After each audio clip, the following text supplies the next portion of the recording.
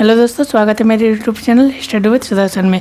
दोस्तों आज मैं इस वीडियो में मैट्रिसेस के बारे में पढ़ेंगे, मैट्रिसेस के डिफिनेशन के बारे में और उसके टाइप्स के डिफिनेशन। तो देखिए उसमें टाइप्स क्या इस वीडियो में हम लोग पढ़ेंगे क्या क्या ना। सबसे पहले मैट्रिक्स के बारे में जानेंगे और रो मैट्रिक्स के बारे में, कॉलम मैट्रिक्स, ये सारे जीरो नॉल मैट्रिक्स, उसके बाद square matrix, diagonal matrix, scalar matrix, unit identity matrix और इक्वल मैट्रिक्स, ये सब के बारे में हम लोग इसका डेफिनेशन के बारे में पढ़ेंगे। तो ये सारे क्या है ना, टाइप्स ऑफ मैट्रिसेस है इसके, मैट्रिसेस के।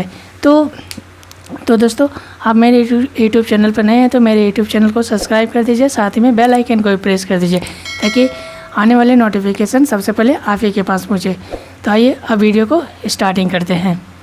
तो देखिए मैट्रिक्स होता क्या है, मैट्रिक्स ना रेक्टेंगुलर एरे होगा ऑफ एम एन नंबर्स। कोई एम एन एक नंबर होगा, यानी कि एम एन यहाँ पर कोई पॉजिटिव नंबर ही होगा। यहाँ पर हम लोग m n is not a negative number या नेचुरल नंबर लेंगे। In the form of m, यानी कि किस फॉर्म में लिखेंगे, हॉरिजॉन्टल लाइंस में, एंड एन जो होगा वर्टिकल लाइंस में, जिसको हम लोग कॉलम्स बोलेंगे। और एम को जो बोलेंगे हम लोग, जो हॉरिजॉन्टल फॉर्म में लिखेंगे उसको रो भी बोलते हैं। Is called matrix of order m into m by n, यानी कि इसको हम लोग किस फॉर्म में लिखेंगे, एम इंटू एम एन के फॉर्म में लिखेंगे। जिससे कोई भी मैट्रिक्स एग्जांपल से हम लोग समझ लेंगे कि आखिर में एम और एन क्या है यहाँ पर, और किसको हॉरिजॉन्टल लाइन और किसको वर्टिकली लाइन बोला जा रहा है। तो देखिए बहुत से सिंपल है। तो मैट्रिक्स का डिफिनेशन, कोई रेक्टेंगुलर एरे होगा, उस फॉर्म में हम लोग एक रेक्टेंगुलर फॉर्म में इस तरह का रखेंगे, जैसे इस तरह का रेक्टेंगुलर फॉर्म में, बस यहाँ से इस तरह से रखेंगे। तो वो क्या होता है, तो वो मैट्रिक्स होता है। एम जो होगा वो हॉरिजॉन्टल फॉर्म में यानी कि रो में लिखेंगे, और एन को जो है कॉलम में लिखेंगे। उसी को हम लोग मैट्रिक्स बोलते हैं। किसका ना, एम और एन का, एन ऑर्डर का। तो देखिए यहाँ पर हमेशा इसको डिनोटेड कैसे करते हैं, यानी कि यहाँ पर सबसे बिग ब्रैकेट में हम लोग इसको डिनोटेड करते हैं, और ऐसे स्मॉल ब्रैकेट से भी आप लोग इसको डिनोटेड कर सकते हैं। दैट मीन्स यहाँ पर जहाँ पर भी लिखा हुआ रहेगा तो समझ लेंगे कि ये मैट्रिक्स का ही सिंबल है। तो देखिए अब यहाँ पर क्या है, the plural form of matrix is matrices, यानी कि यहाँ पर चैप्टर का नाम मैट्रिसेस क्यों रखा गया, क्योंकि जो मैट्रिक्स का ही प्लूरल फॉर्म होता है मैट्रिसेस, तो ये मैट्रिसेस हो गया। तो we denote a matrix by a capital letter, यानी कि हम लोग मैट्रिक्स कोई भी चीज़ लिखेंगे तो उसको किससे डिनोटेड करेंगे, कैपिटल लेटर से समझेंगे। आइए अब जितने सारे स्टेटमेंट को हम लोग जो पढ़े उसको अब हम लोग एग्जाम्पल के फॉर्म में जानेंगे, एग्जाम्पल से समझेंगे, बहुत अच्छा से समझ में आ जाएगा एग्जाम्पल। जैसे देखिए कि अभी समझा है कि क्या होता है वो एम जो होता है, यानी कि एम किस में लिखा जाता है, वो रो हॉरिजॉन्टल यानी कि रो में लिखा जाता है। इस तरह हॉरिजॉन्टल जो रहेगा वो रो में, जैसे यहाँ पर 6 और 3 ये किस में है, रो में है। 2 और 1 रो में है, यानी कि इसको किस में लिख रहे हैं, रो में लिख रहे हैं। और यहाँ पर ये 6 और 2 इसको वर्टिकली काउंट करेंगे, यानी कि ऊपर से नीचे, यानी कि जो होता है या नीचे से ऊपर जो भी बोल दीजिए, इसको हम लोग इस फॉर्म में लिखेंगे। तो ये क्या होता है, ये एम का वैल्यू होता है और ये एन का वैल्यू। तो अभी बताइए कि एम जो होता है, देखिए यहाँ पर कितना रो है, ये एक फर्स्ट रो हो गया और ये सेकेंड रो है, इसलिए 2 लिखे। और यहाँ पर भी कितना कॉलम हो गया, फर्स्ट और सेकेंड कॉलम हो गया, इसलिए 2 लिखे। यानी कि ये कितना का है, 2 इंटू 2 ऑर्डर का ये मैट्रिक्स है। बस ये भी सिंपल है। जैसे देखिए सबसे पहले एम जो होता है ये रो होता है, ये क्या होता है, रो होता है, यानी कि एम। यहाँ पर देखिए रो कितना है, 2 है, तो इसलिए 2 लिख दिए। अब देखिए इसमें कॉलम कितना बना, एक कॉलम ये है, फिर दूसरा कॉलम में ये 3 और 6 है, और लास्ट कॉलम यानी कि तीसरा कॉलम में ये -1 और 2 है, यानी कि टोटल कॉलम कितना हो गया, 2 इंटू 3। जिससे आपको एक दिया हुआ रहेगा कि आपको 5 यानी कि 3 इंटू 2 ऑर्डर का एक मैट्रिक्स बनाना है। तो कोई भी नंबर्स में जैसे आप लोग लिखिए। तो सबसे पहले हम लोग जानते हैं कि वी नो दैट कि 3 यहाँ पर क्या होता है ना, 3 जो होता है ये रो को डिफाइन करता है, यानी कि कितना रो होना चाहिए, जो हम लोग को थर्ड रो होना चाहिए, इस तरह से थर्ड रो होना चाहिए। तो ऑब्वियसली 6 लिखेंगे और थर्ड रो। तो अब देखिए इसमें भी ध्यान देना है कि 2 क्या है ना, 2 इज़ अ कॉलम। ये डिनोटेड क्या करता है, कॉलम्स को जो हॉरिजॉन्टल फॉर्म में लिखती है, यानी कि कितना कॉलम होना चाहिए, 2 कॉलम होना चाहिए। तो ऑब्वियसली 2 कॉलम लिखेंगे। तो सबसे पहले 2 कॉलम लिख दिए, ये हो गया 2 नंबर, 2 कॉलम आ गया, एक कॉलम और दूसरा कॉलम। अब थर्ड रो तक जाना है, जैसे 5 3 2 1, तो ये कितना हो गया, 3 इंटू 2 ऑर्डर का मैट्रिक्स हो गया। तो इस तरह से और हम हमेशा इसको कैपिटल लेटर से डिनोटेड करेंगे, या ए लिखिए, बी लिखिए, तो वो क्या होता है कैपिटल लेटर से ही इसको डिफाइन करेंगे। तो मैट्रिक्स का आपको डिफिनेशन समझ में आ गया होगा कि मैट्रिक्स क्या होता है। बहुत ही सिंपल होता है। एक बार फिर से जानेंगे कि मैट्रिक्स होता क्या है।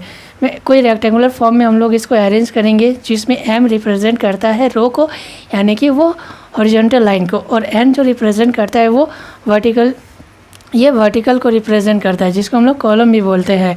तो वो होता है m into m n order का। वो क्या होता है एम इंटू एन ऑर्डर का होता है। तो इसको हम लोग क्या बोलते हैं, जिसको हम लोग डिनोटेड करते हैं एक रेक्टेंगुलर फॉर्म में लिखते हैं, और ये हमेशा थर्ड ब्रैकेट, बिग ब्रैकेट और स्मॉल ब्रैकेट के फॉर्म में रखते हैं। तो ये क्या होता है मैट्रिक्स होता है इस तरह का। तो जब भी आपको एक मैट्रिक्स बनाने के लिए आएगा तो सिंपल से हम लोग जानेंगे कि ये मैट्रिक्स कितना ऑर्डर का है, ये आप लोग आइडेंटिफाई कर लेंगे। तो ये हो गया मैट्रिक्स का डिफिनेशन। तो आइए अब हम लोग पढ़ते हैं मैट्रिक्स के टाइप्स के बारे में, यानी कि मैट्रिक्स में जितने सारे टाइप्स होते हैं इसके बारे में जानेंगे, और इसका डिफिनेशन से हम लोग और एग्जाम्पल से भी हम लोग समझेंगे डिफिनेशन को। तो देखिए सबसे फर्स्ट में क्या है रो मैट्रिक्स। रो मैट्रिक्स किसको बोलते हैं कि a matrix having only one row, इसमें केवल एक रो होगा, इज़ नॉन एज, उसको हम लोग क्या बोलते हैं रो मैट्रिक्स बोलते हैं, जिसमें केवल एक ही रो होगा।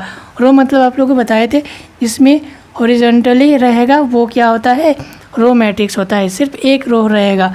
तो जैसे देखिए 3 × 6 ये एक ही को लिखा हुआ है रो में है, तो इसे रो मैट्रिक्स कितना ऑर्डर का 1 × 2, यानी कि ये होता है रो में, और ये होता है कॉलम में, ये होता है कॉलम। तो यानी कि ये हम लोग जानेंगे कि ये क्या है, नहीं ये आपका हो गया रो मैट्रिक्स हो गया। केवल क्योंकि रो मैट्रिक्स क्यों बोलेंगे, क्योंकि इसमें वन रो है, केवल एक रो जिसमें रहेगा, तो वो क्या हो गया रो मैट्रिक्स हो गया। अब इसमें हम लोग और भी एग्जांपल दे सकते हैं, जैसे 2 और 3 ये भी एक रो हो गया, -3 4 ये भी एक रो का हो गया। तो क्या है ये जितने सारे हैं रो मैट्रिक्स हो गया। इसको हम लोग लिखेंगे A = नाम दे देते हैं B = -3 और 4, तो कुछ भी नाम दे सकते हैं। तो ये क्या हो गया रो मैट्रिक्स हो गया। आप देखते हैं कि कॉलम मैट्रिक्स के बारे में, कि कॉलम मैट्रिक्स होता क्या है कि जिसमें one column, just row matrix समझिए तो कॉलम मैट्रिक्स भी समझ में आ गया होगा कि जिसमें एक रो था वो रो मैट्रिक्स का। कॉलम मैट्रिक्स जिसमें एक कॉलम होगा उसी को हम लोग कॉलम मैट्रिक्स बोलते हैं, और इसको हम लोग कॉलम वेक्टर के भी नाम से जानते हैं, जिसमें इसमें भी हम लोग जानेंगे कि रो वेक्टर के नाम से। तो जैसे देखिए B 6 और 3 है, तो ये कितना ऑर्डर का है 2 × 1 ऑर्डर का। क्योंकि 2 रो है और बट एक ही कॉलम है, तो क्या होता है ये इसको हम लोग कॉलम मैट्रिक्स बोलेंगे। कितना ऑर्डर का, जैसे अब लिख सकते हैं बस एक ही रो लिखेंगे 6 3 2 3 9 से 9 - 8, इस तरह क्या है ये सब सारे ऑर्डर्स कॉलम मैट्रिक्स। तो ये जितने भी सारे हम लोग लिख सकते हैं, जैसे 3 2 1 4, यानी कि इसमें तब इसका ऑर्डर क्या हो जाएगा। तो जैसे देखिए ऑर्डर 4 1 2 3 4 रो है बट एक कॉलम है, तो ये हो गया 4 × 1 का। तो ये हो गया कॉलम मैट्रिक्स। अब देखेंगे कि जीरो और नल मैट्रिक्स किसको बोलते हैं। तो जैसे देखिए a matrix each of whose element is zero, यानी कि एक मैट्रिक्स होगा लेकिन सारे एलिमेंट्स क्या होना चाहिए जीरो के फॉर्म में होगा। जीरो लिखा हुआ रहेगा तो समझ लेंगे वो क्या है, वो जीरो मैट्रिक्स है या नल मैट्रिक्स बोलिए, दोनों में से कुछ भी बोल दीजिए, जीरो मैट्रिक्स बोलिए या फिर नल मैट्रिक्स बोलिए, तो दोनों ही हो गया। तो जैसे देखिए 0 और 0 0, कितनों भी 0 लिखेंगे बस आपको ऑर्डर रिप्रेजेंट करना है। तो यानी कि ये देखिए 2 × 2 ऑर्डर में एक सिंगल मैट्रिक्स भी ये क्या हो गया, single zero is a matrix form, यानी कि इसको हम लोग जीरो मैट्रिक्स बोलेंगे। तो ये हो गया। तो ये कितना ऑर्डर का 1 × 1 ऑर्डर का, क्योंकि एक ही रो है और एक कॉलम है, तो हम लोग ये जीरो मैट्रिक्स बहुत जगह काम भी आएगा कहीं पर लिखने के लिए, तो हम लोग इसको लिखेंगे इस फॉर्म में 0 0, सारे एलिमेंट्स क्या हो जाएगा, और matrix each of whose element is zero, जिसका एलिमेंट्स क्या हो जाना चाहिए जीरो होगा, जिसको हम लोग मैट्रिक्स के फॉर्म में लिखेंगे वो जीरो मैट्रिक्स हो गया। अब यहाँ तक आप लोगों को समझ में आ गया।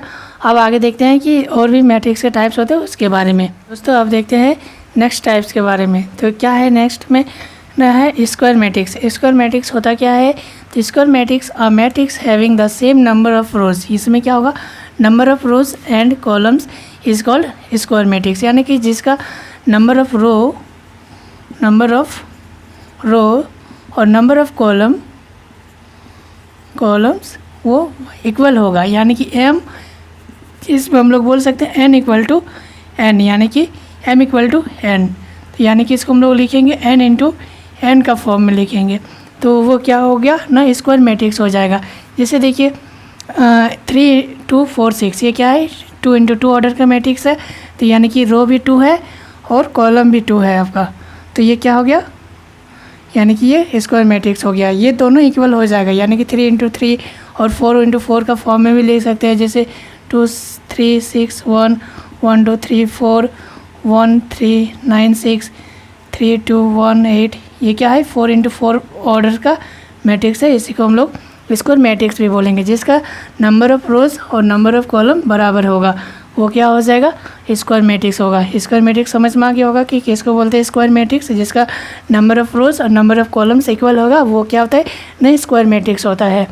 अब देखिए क्या है, नेक्स्ट है डायगोनल मैट्रिक्स। तो डायगोनल मैट्रिक्स होता क्या है कि ये भी एक स्क्वायर मैट्रिक्स होगा। अभी समझा कि स्क्वायर मैट्रिक्स होता क्या है, स्क्वायर मैट्रिक्स में नंबर ऑफ रोज और नंबर ऑफ कॉलम्स इक्वल होता है, उसी को हम लोग स्क्वायर मैट्रिक्स बोलेंगे। तो इसमें भी डायगोनल मैट्रिक्स, जिसमें स्क्वायर मैट्रिक्स एक होगा in which every non diagonal, यानी कि नॉन डायगोनल का मतलब जो डायगोनल नहीं होगा। डायगोनल किसको बोलते हैं ना, डायगोनल ये इस तरह का फॉर्म में, जैसे कोई साइड है, जैसे मान लीजिए ये रेक्टेंगुलर है, ये क्या फॉर्म का हो रहा है, रेक्टेंगुलर, तो रेक्टेंगुलर का डायगोनल इस तरह क्रॉस होगा। जैसे ये स्क्वायर है तो स्क्वायर का डायगोनल ऐसे हम लोग लिखेंगे, ये क्या होता है, ये सब डायगोनल होता है, यानी कि एक कोना से लेके दूसरे कोना के बीच। ये डायगोनल यानी कि नॉन डायगोनल, जो डायगोनल नहीं है, non diagonal elements is 0 is called diagonal matrix, यानी कि सिर्फ डायगोनल को छोड़ देंगे। जैसे ये कोना, सिर्फ इसी कोना में लिखेंगे, हाँ, तो ये इस तरह का कोना में जब रहेगा ये डायगोनल का फॉर्म में, तो क्या होता है, ये डायगोनल मैट्रिक्स होता है। बाद बाकी जितने सारे एलिमेंट्स है वो क्या हो गया, 0 हो गया। और ये ध्यान में रखना, ये किस फॉर्म में होना चाहिए ना, ये मैट्रिक्स होना चाहिए, स्क्वायर मैट्रिक्स होना चाहिए। देखिए स्क्वायर मैट्रिक्स है ये, जिसका रो की संख्या और कॉलम की संख्या भी क्या होता है, इक्वल होता है। नंबर ऑफ रोज और number of columns are equal, तो इसको हम लोग बोलते हैं डायगोनल मैट्रिक्स। तो जैसे देखिए 2 और 6, तो इसको हम लोग शॉर्ट फॉर्म में लिख सकते हैं, कोई ए मैट्रिक्स डायगोनल जो एलिमेंट्स होगा 3 2 6, इसको हम लोग इस फॉर्म में हम लोग इसको रिप्रेजेंट करेंगे। इसका शॉर्ट फॉर्म ये होता है डायगोनल, DIH, डायगोनल का ही, और जो एलिमेंट है 2 -1 और 8, इसको हम लोग मैट्रिक्स के फॉर्म में जब लिखेंगे तो ऐसे फॉर्म में लिखेंगे, डायगोनल 2 और 6। तो दोस्तों आप लोग को स्क्वायर मैट्रिक्स और डायगोनल मैट्रिक्स के बारे में समझ में आ गया होगा।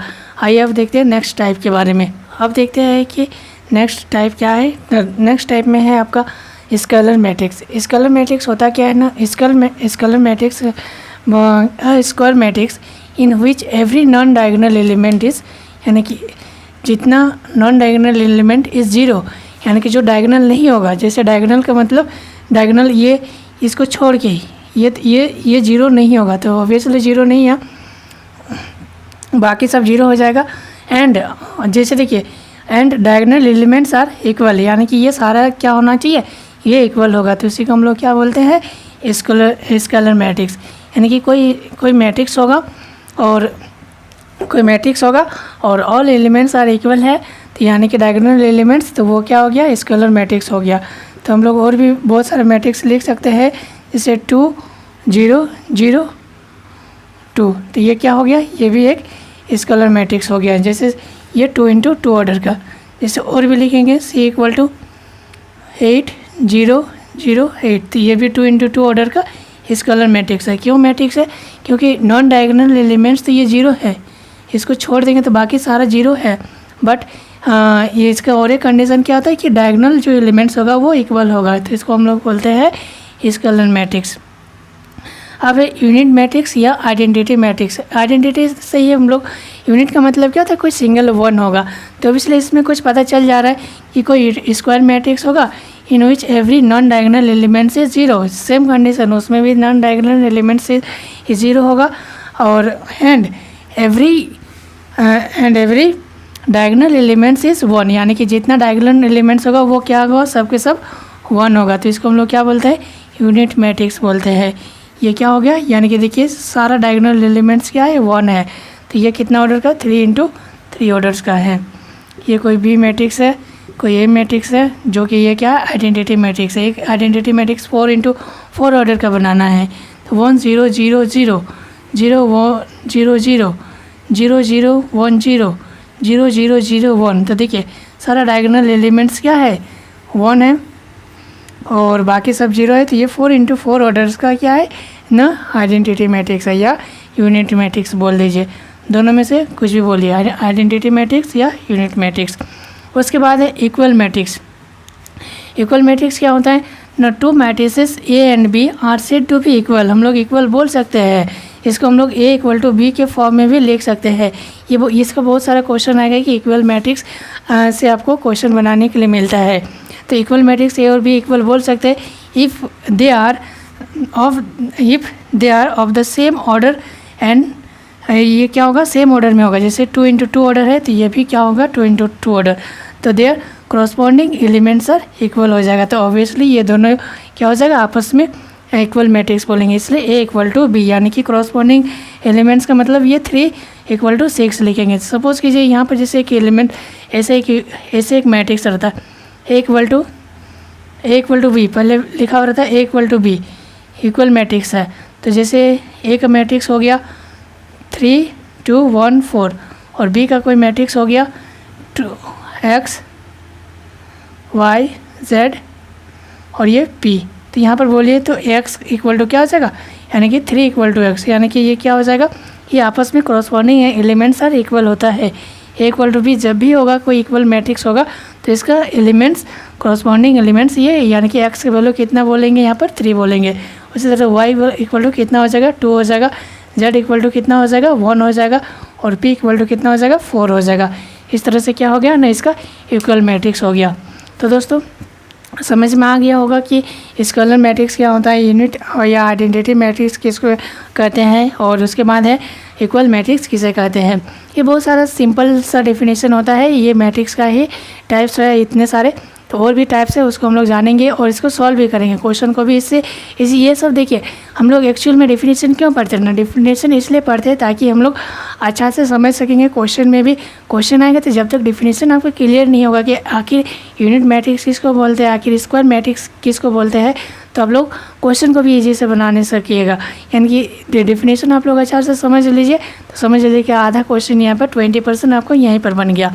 तो आई होप दोस्तों वीडियो अच्छी लगे तो मेरे यूट्यूब चैनल को सब्सक्राइब कर दीजिए, साथ ही में बेल आइकन को भी प्रेस कर दीजिए ताकि आने वाले नोटिफिकेशन सबसे पहले आप ही के पास पहुँचे। Thank you so much.